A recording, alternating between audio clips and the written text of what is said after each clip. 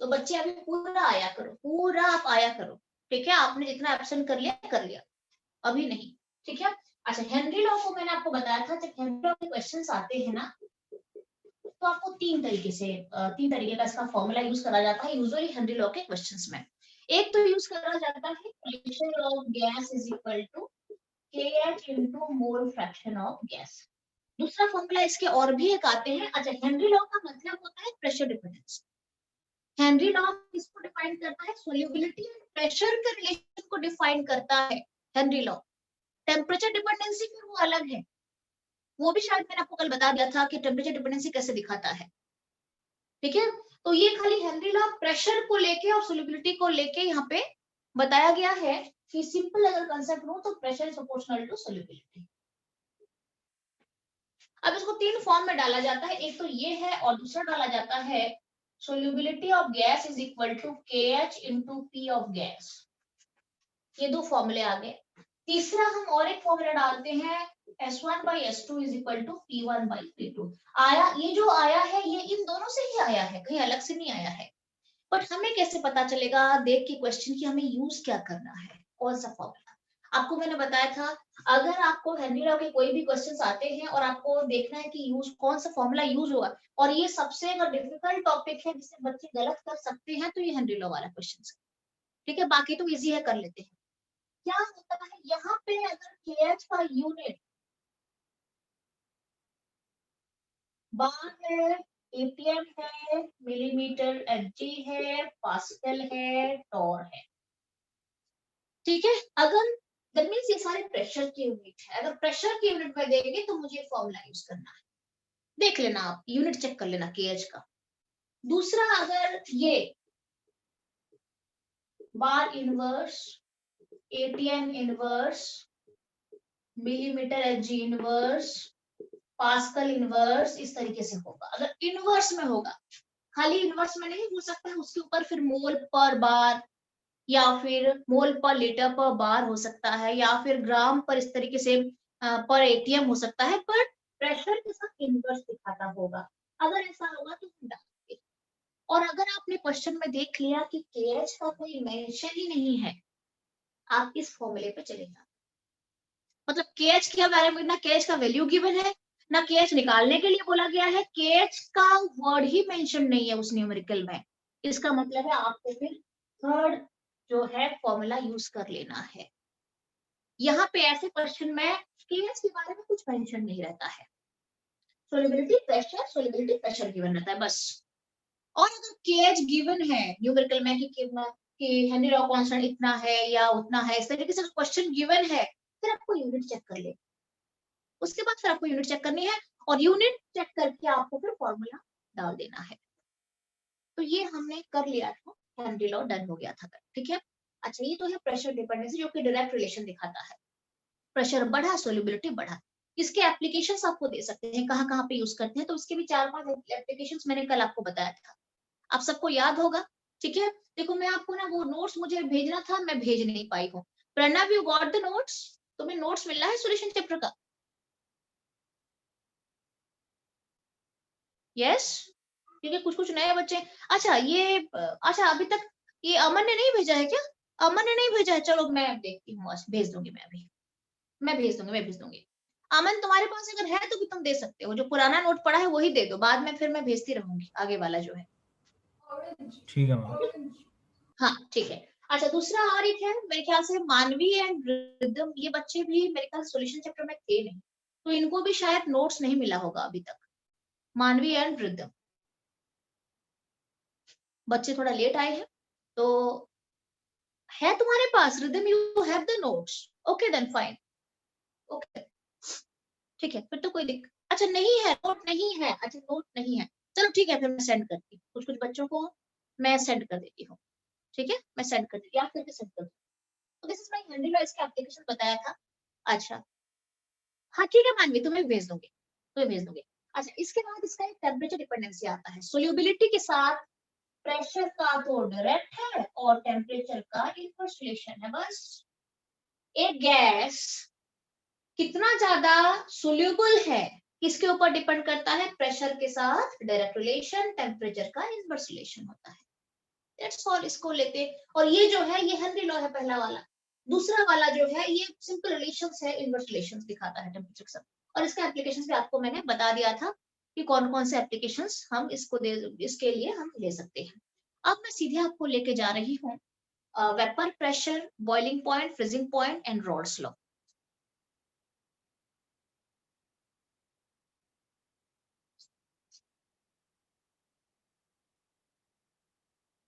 आप अभी जो पढ़ा रही हो ना उसको भी नोट डाउन कर देंगे, तभी ये तय हो जाएगा आपका। अब हम चलते हैं वेपर प्रेशर। अच्छा, वेपर प्रेशर का आपको मैंने बताया, अभी ना थोड़ा सा हल्का सा मैं आपको हिंट्स दे देती हूँ। वेपर प्रेशर सबसे पहले तो वोलाटाइल लिक्विड का ही वेपर प्रेशर बनेगा। नॉन वोलाटाइल लिक्विड है तो उसका तो कभी चांस नहीं कि वेपर प्रेशर बने। वेपर ही नहीं बनेगा तो प्रेशर कहाँ से बनेगा, क्लियर ना। तो अगर वोलाटाइल लिक्विड है तो उसका वेपर वेपर बनेगा। अगर वोलाटाइल लिक्विड है, अगर वोलाटाइल है तो इसका वेपर बनेगा। अगर वेपर बनेगा तो प्रेशर भी बनेगा। ये कोलाइड करेगा इस सरफेस के साथ तो प्रेशर भी दे दिया उसने नीचे की तरफ, तो प्रेशर भी बन गया। यहाँ पे इस वॉल में यहाँ पे प्रेशर आ गया, वहां पे प्रेशर आ गया, ये वेपर है। उनका तो जिगजैग मोशन चलता रहता है, उनके बीच कोलिजन चलती रहती है, तो वहां पे ये प्रेशर क्रिएट करेगा, क्लियर है। तो अगर वेपर है तो प्रेशर है। अच्छा, और वेपर प्रेशर और बॉइलिंग पॉइंट का क्या रिलेशन है। अब ये वोलाटाइल लिक्विड है, मैंने हीट दिया, हीट देने के बाद वेपर क्रिएट हो गया। अच्छा, वेपर क्रिएट होते ही लिक्विड बॉयल नहीं करता है। एक पर्टिकुलर रेंज का वेपर प्रेशर बनने के बाद ही लिक्विड यहाँ पे उबलता है या बॉयल करता है। और जिस टेम्परेचर पे प्रॉपर बॉइलिंग स्टार्ट हो जाएगी उसे हम कहते हैं बॉइलिंग पॉइंट। तभी बॉइलिंग पॉइंट और वेपर प्रेशर का रिलेशन क्या होता है, किसी को अभी याद है? वेपर प्रेशर और बॉइलिंग पॉइंट का कौन सा रिलेशन होता है? रिवर्स। इनवर्स रिलेशन होता है। अगर यहाँ पे ज्यादा वेपर है तो प्रेशर ज्यादा बना है, और ऐसे कंडीशन में इजीली इक्वल हो जाता है ये एटमॉस्फेरिक प्रेशर है। ये इजीली इक्वल हो जाता है, तो प्रेशर ज्यादा है तो इजीली इक्वल हो जाता है और इजीली लिक्विड जो है वो बॉयल करना स्टार्ट हो जाता है। दैट मीन्स अगर यहाँ पे प्रेशर ज्यादा है वेपर का तो लिक्विड जल्दी बॉयल करेगा, मतलब बॉइलिंग पॉइंट घट जाएगा। इसका मतलब है vapour pressure is proportional to 1 by boiling point. इसका मतलब है वेपर प्रेशर बॉइलिंग पॉइंट का इनवर्स रिलेशन होता है। अगर प्रेशर ज्यादा है तो बॉइलिंग पॉइंट कम हो जाएगा, ठीक है। अच्छा, अगेन वेपर प्रेशर और फ्रीजिंग पॉइंट का डायरेक्ट रिलेशन होता है, मैंने आपको पढ़ाया था, is directly proportional to freezing point. अगर प्रेशर बढ़ा तो फ्रीजिंग पॉइंट भी बढ़ जाएगा, क्लियर है। आगे हम पढ़ेंगे ये, जब हम कोलिगेटिव प्रॉपर्टी पढ़ेंगे तो ये सब पढ़ेंगे, थोड़ा बहुत अभी जान लो आप बस, ठीक है। अच्छा, एक वोलाटाइल लिक्विड के अंदर जब मैं नॉन वोलाटाइल इम्प्योरिटी डाल देती हूँ, एक वोलाटाइल लिक्विड है, प्योर लिक्विड है, उसके अंदर मान लो मैं नॉन वोलाटाइल जो कि वोलाटाइल नहीं है ऐसे इम्प्योरिटी डाल देती हूँ, तो वेपर प्रेशर घटता है या बढ़ता है? घटता है। घटता है। क्यों घटता है? क्योंकि सरफेस का जो कुछ पोर्शन होते हैं वो जो नॉन वोलाटाइल लिक्विड, जो नॉन वोलाटाइल जो इम्प्योरिटी है वो ऑक्युपाई कर लेता है, तो इस यहाँ पे कम वेपर बनते हैं, और कम वेपर बनते हैं तो प्रेशर भी कम होता है। इसका मतलब है अगर प्योर लिक्विड में हम इम्प्योरिटी डाल देते हैं तो उसका वेपर प्रेशर घट जाता है, और अगर वेपर प्रेशर घटेगा तो बॉइलिंग पॉइंट बढ़ जाएगा। तो एंटायर कंसेप्ट इसी के ऊपर ही बेस्ड होता है कि मैंने एक लिक्विड लिया वोलेटाइल, उसके अंदर इम्प्योरिटी डाल दिया, अब इसका बॉइलिंग पॉइंट क्या होगा? बॉइलिंग पॉइंट बढ़ जाएगा। क्यों बढ़ जाएगा? इम्प्योरिटी डालने के बाद क्योंकि वेपर प्रेशर बढ़ गया, तो बॉइलिंग पॉइंट बढ़ जाएगा। अब मैं आपको सीधे लेके चलती हूँ इसी कंसेप्ट के साथ, हम चलते हैं रॉल्स लॉ में, चलते हैं, देख लेते हैं क्या है वो रॉल्स लॉ।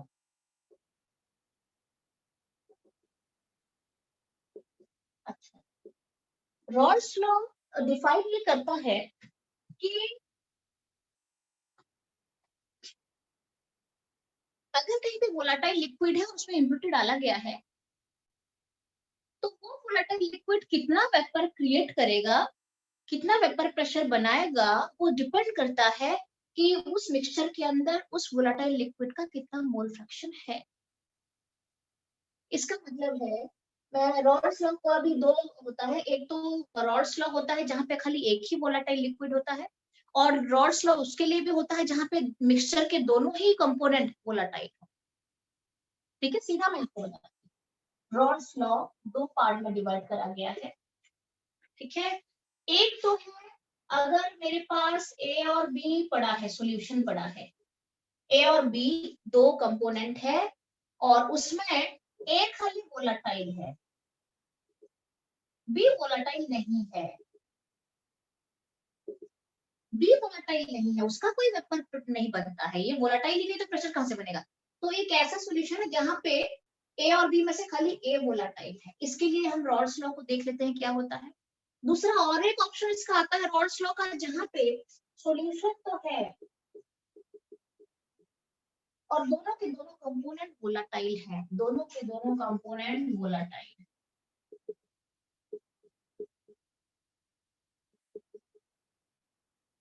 ऐसे केसेस में रॉल्स लॉ कैसे निकालते हैं। मेन रॉल्स लॉ तो यही है, ये फॉर्मूला है, इसको फिर एग्जैगरेट करेंगे, एडवांस फॉर्म में लेंगे तो फिर ये बनेगा। ये कोई अलग नहीं है, ये यहाँ से आया है। ठीक है, सबसे पहले देखते हैं कि मान लो एक ही कंपोनेंट वोलेटाइल। अब ये क्या बताता है कि मान लो एक मिक्सचर है जहां पे एक ही कंपोनेंट वोलेटाइल है, दूसरा वाला वोलेटाइल नहीं है, ये नॉन वोलेटाइल इम्प्योरिटी है, ये इम्प्योरिटी है।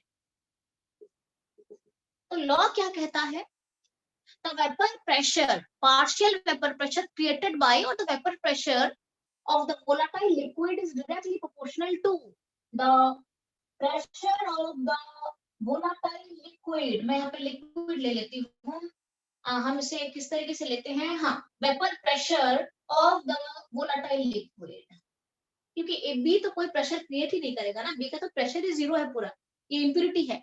तो जो प्रेशर बनाएगा ए, वोलाटाइल लिक्विड जो प्रेशर बना रहा है, जो वेपर प्रेशर बना रहा है, that is proportional to the mole fraction of A, the mole fraction of A in the solution. Solution के अंदर मान लो ये मेरे पास एक मिक्सचर है, ए प्लस बी का एक मिक्सचर है। ठीक है, क्लियर है। अच्छा, अब यहाँ पे बी नॉन वोलाटाइल है, कोई प्रेशर नहीं बनाएगा, कोई वेपर ही नहीं बनाएगा, और ए जो है ये वोलाटाइल है, ये प्रेशर बनाएगा। मान लो यहाँ पे ए जो है ये 80% है और बी है 20%। ठीक है, तो 80% ए जो है ये अपना प्रेशर वेपर बनाएगा, प्रेशर बनाएगा, इसका तो कुछ है नहीं ना। ठीक है, तो ज्यादा प्रेशर यहाँ पे दिखेगा आपको, या वही लिक्विड ले लूंगी मैं यहाँ पे और इस तरीके से a प्लस बी ले लेंगे, ये 60% है और ये 40% है, तो यहाँ पे ज्यादा वेपर दिखेगा। कहाँ पे ज्यादा वेपर आपको मिलेगा, यहाँ पे ज्यादा वेपर मिलेगा या यहाँ पे ज्यादा वेपर? ए में ज्यादा मिलेगा, क्यों? क्योंकि ए में जो वोलाटाइल लिक्विड है उसका परसेंटेज ज्यादा है। इसका मतलब है वोलाटाइल लिक्विड जो है इसका मोल फ्रैक्शन ज्यादा है। अगर मैं परसेंटेज को मोल फ्रैक्शन के तौर पे ले लूं तो क्या हो जाएगा, पहले जो मिक्सचर मैंने लिया है यहाँ पे जो वोलाटाइल लिक्विड है उसका मोल फ्रैक्शन ज्यादा दिख रहा है, 80% है, तो यहाँ पे ज्यादा वेपर बनेगा, प्रेशर भी ज्यादा हो जाएगा। तो रूल क्या कहता है, एक वोलाटाइल लिक्विड मिक्सचर के अंदर वेपर फेज में जो वेपर क्रिएट करता है, जो वेपर प्रेशर बनाता है, वो डिपेंड करता है कि उस वोलेटाइल लिक्विड का कितना मोल फ्रैक्शन लिक्विड के अंदर है, डायरेक्टली प्रोपोर्शनल है। अगर मोल फ्रैक्शन बढ़ा तो प्रेशर बढ़ेगा, मोल फ्रैक्शन बढ़ा प्रेशर बढ़ेगा, मोल फ्रैक्शन घट गया प्रेशर यहाँ पे घट जाएगा। यही है रॉल्स लॉ। यहाँ पे इसका कुछ काम नहीं है, खाली डिस्टर्ब करता है बी, कोई काम नहीं है क्योंकि ये तो नॉन वोलेटाइल है ना, ये कुछ नहीं करता है। अगर बी ज्यादा बढ़ जाएगा ना तो फिर प्रेशर घट जाएगा ऊपर, ये खाली डिस्टर्ब करता है और कुछ नहीं करता है, ये वेपर प्रेशर को घटाने में हेल्प करता है। Clear, this is my Rawls law. अच्छा, अब हम चलते हैं, ये मिल गया कि किसी भी वोलेटाइल लिक्विड का जितना मोल फ्रैक्शन अंदर होगा उतना प्रेशर बढ़ेगा। अब इसको हम कैसे लिखते हैं, PA is equal to PA naught का ये और x से बोल सकते हो। ये है रॉल्स लॉ का फॉर्मूला अगर एक ही लिक्विड वोलेटाइल है। क्लियर है, एक ही कंपोनेंट वोलेटाइल है। ठीक है, अब यहाँ पे ये हो सकता है, ये तो पार्शियल प्रेशर है, कितना एक्सर्ट कर रहा है, ये क्या है, ये है vapour pressure of pure liquid. मान लो उस कंटेनर के अंदर बी होता ही नहीं, खाली ए प्रेजेंट होता, तो कितना प्रेशर बनाता? बहुत ज्यादा बनाता ना, क्योंकि बी तो डिस्टर्बेंस के लिए है। तो अगर बी होता ही नहीं तो ए का सबसे बेहतरीन प्रेशर बनता। तो उस प्रेशर को हम पीए नॉट ले लेते हैं, जो कि maximum vapour pressure.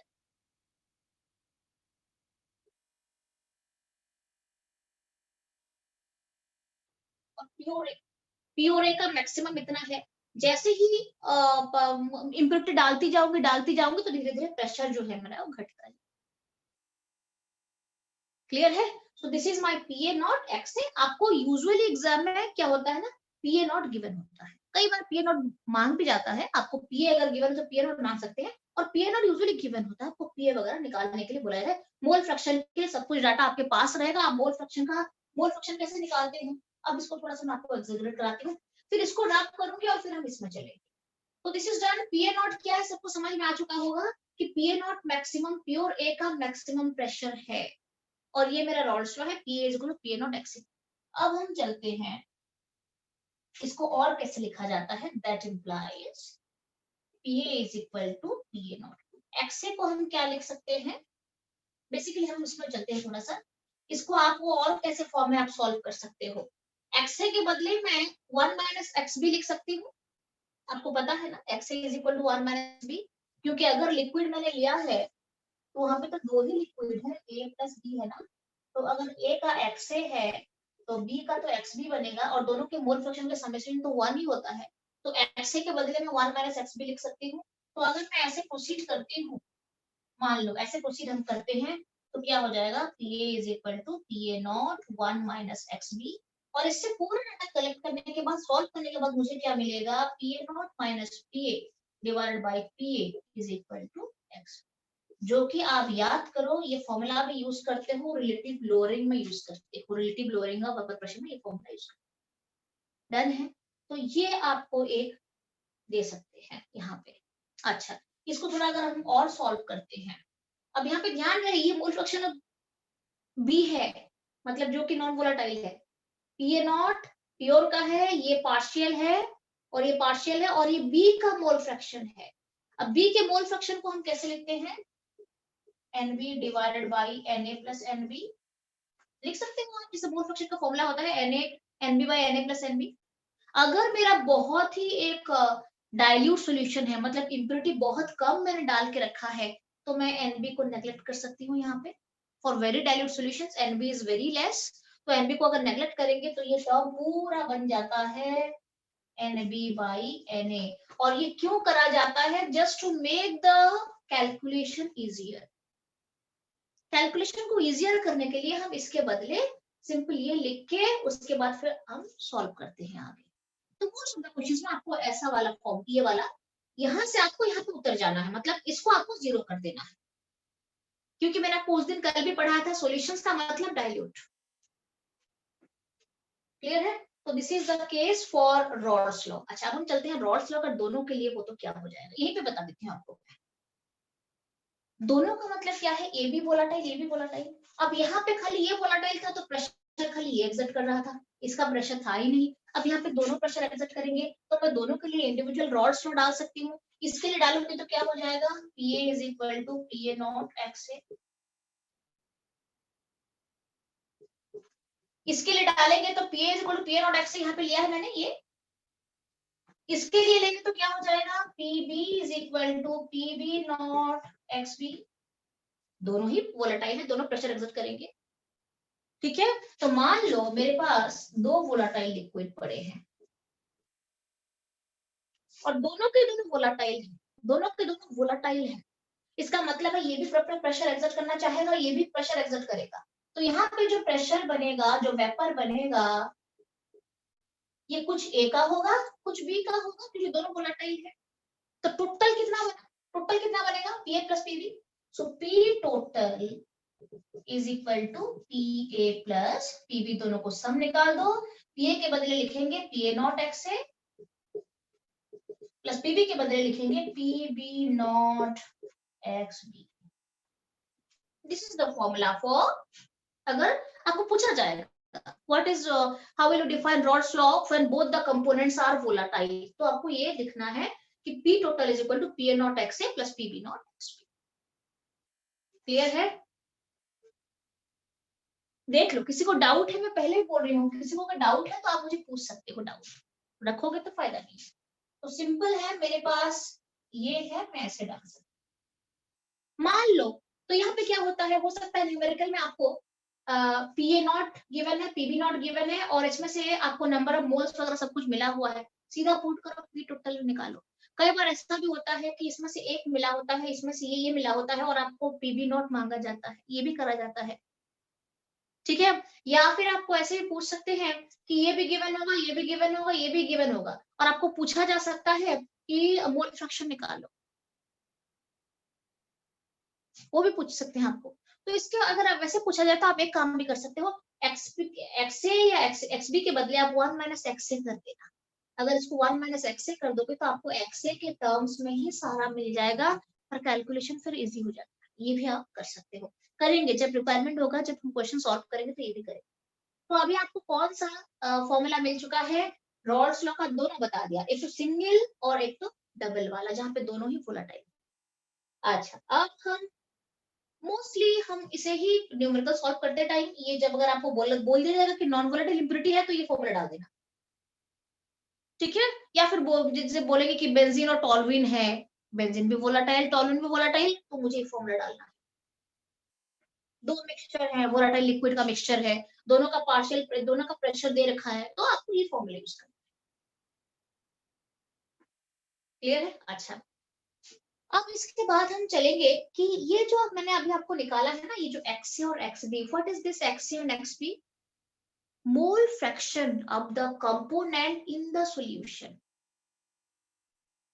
X A जो है, मान लो यहाँ पे मैंने एक सॉल्यूशन ले लिया है, ये ए भी है और यहाँ पे बी भी है, ए और बी का मिक्सचर है। अब ए के कितने मोल फ्रैक्शन सॉल्यूशन के अंदर है, that is x A. Clear है? अब B के कितने मोल फ्रैक्शन सॉल्यूशन के अंदर का मतलब है, अब जब ये सॉल्यूशन के अंदर है तो लिक्विड फेज में है ना, सॉल्यूशन के अंदर है। जब ये ऊपर बनेंगे तो वेपर बनेंगे, वो अलग बात है, ऊपर बनेंगे, जब ऊपर जो जाएंगे तो वेपर के फॉर्म में जाएंगे, बट जब ये सॉल्यूशन के अंदर है तो लिक्विड फॉर्म में है ना। तो लिक्विड फॉर्म में इसे लिक्विड फेज कहते हैं, सॉल्यूशन फेज कहते हैं। तो सॉल्यूशन फेज में ए और बी का मोल फ्रैक्शन कितना होता है? एक्स ए होता है और एक्स बी होता है। तो ये है एक्स ए, ये है एक्स बी। कैसे निकालोगे? आपको बोलेंगे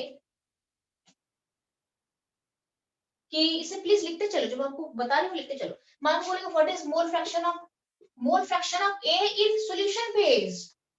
सॉल्यूशन फेज का मतलब है सॉल्यूशन के अंदर कौन सा मोल फ्रैक्शन है, कैसे लिखोगे? This is equal to P A by P A naught. Similarly what is the mole fraction of B in solution phase? X B, P B by P B not.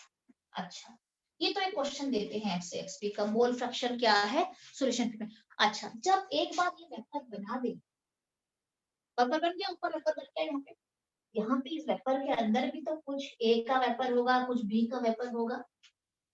तो अब ये हो गया vapour phase. तो vapour phase में ए का mole fraction कैसे निकालोगे? ये वेपर बन गया, वेपर फेज में ए का कितना वेपर ऊपर गया है और बी का कितना वेपर फॉर्मेशन हुआ है। तो ये जो एंटायर वेपर यहाँ पे है उसमें से कुछ ए का भी है, कुछ बी का भी है। अब कितना ए का है उसका मोल फ्रैक्शन YA, और यहाँ पे कितना बी का है उसका मोल फ्रैक्शन YB। इसे कहते हैं वेपर फेज में ए और बी का मोल फ्रैक्शन। तो this is the difference between solution phase में ए और बी का मोल फ्रैक्शन कितना है सॉल्यूशन फेज में, और वेपर फेज में ए और बी का मोल फ्रैक्शन कितना जा रहा है। तो जब वेपर यहाँ पे है तो मुझे यहाँ पे डाल्टन लॉ यूज करना पड़ेगा। और डाल्टन लॉ क्या कहता है, कैसे निकालते हैं YA और YB कैसे निकालते हैं? ये हो गया मेरा सॉल्यूशन फेज में मैंने एक्स से एक्स भी निकाल दिया। अब हम चलते हैं in vapour phase. Vapour phase में अगर मुझे पूछा जाएगा तो मैं कैसे निकालती हूँ? YA एंड YB कैसे निकाला जाता है, यही से कलेक्ट करा जाता है। YA is equal to PA divided by P total, और P टोटल क्या है, PA प्लस P। आपको लर्न करना पड़ेगा थोड़ा सा इसको। YA is equal to XA is equal to PA by PA not था, but YA is equal to PA by PA plus PB। यहां से कलेक्ट करना है PA प्लस PB। P आपको पहले कैलकुलेट कर देना है, PB कैलकुलेट कर देना है, उसके बाद PA प्लस PB कर देना है। डायरेक्टली अगर क्वेश्चन में गिवन है तो बहुत अच्छा। YB के लिए क्या लिखेंगे, PB divided by PA plus हम ये YB क्या है? वेपर फेज में मोल fraction of A and B। जैसे ये सॉल्यूशन फेज में मोल fraction of A and B है, ये वेपर फेज में मोल fraction of A and B। Clear है? आपको जो आपको x से x भी मैंने यहाँ पे दिया है, तो y भी दे दिया, आप z या z भी दो, कुछ भी दो चलेगा। ये लिक्विड फॉर्म में है सारे, इसके अंदर जो भी है सारे लिक्विड है, बाहर जो है सारे वेपर फॉर्म में है। तो इसके अंदर मोल फ्रैक्शन कैसे है, xb एंड xb, उस ऊपर लिखते तो क्या है, ya एंड yb। सिंपल है। तो उसके लिए थोड़ा सा हमें बस फॉर्मूला दूसरा यूज करना पड़ता है। ये XA और XB के लिए फॉर्मूला है। अगर आपको पूछा जाएगा कि सॉल्यूशन फेज में निकालो, बोलेंगे वेपर फेज में निकालो, तो ये फॉर्मूला होता है YA एंड YB का। ऐसे क्वेश्चन करेंगे, सॉल्व हो जाएगा। चले फिर आगे बढ़े, इसे नोट डाउन करो, ये this is entire Rawls law. उसके बाद मैं आपको लेके चलती हूँ कि हम चलते हैं आइडियल और नॉन आइडियल सॉल्यूशंस में क्या क्या होता है, आपको पता भी है, सिंपल हो जाए।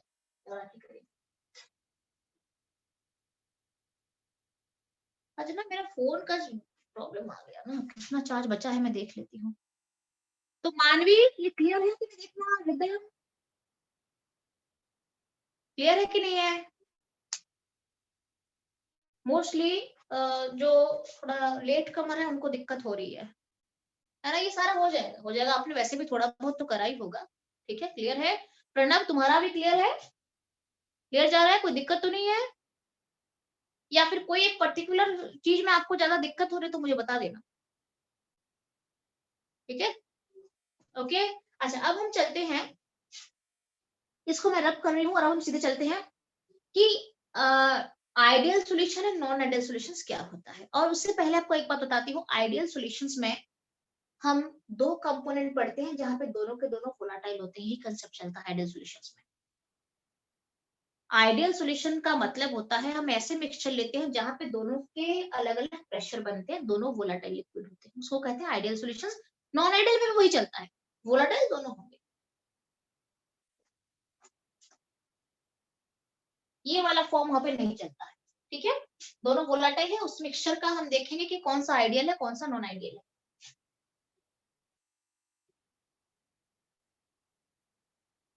चलो अच्छा सा कंफ्यूजन भी हो गया पूरा, चलो कोई बात नहीं, हमारे पास टाइम है, आज ट्यूसडे है ना।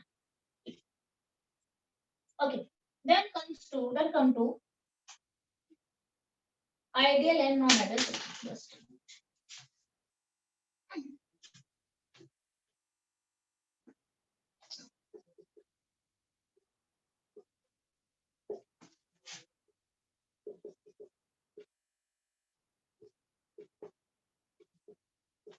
सबसे पहले आइडियल सॉल्यूशन में चलते हैं। क्या होता है आइडियल सॉल्यूशन?